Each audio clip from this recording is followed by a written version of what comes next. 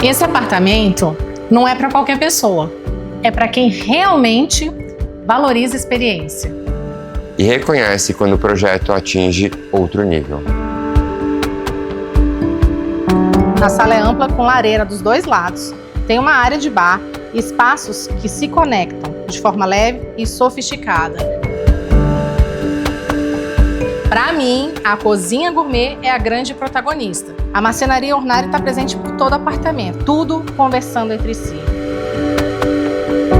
E uma vista muito interessante.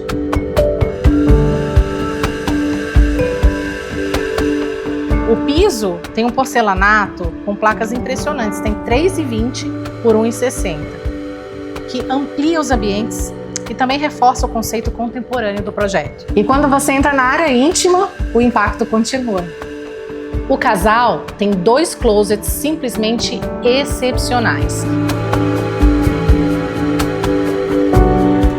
Mas no fim, esse apartamento não tenta impressionar, ele simplesmente entrega.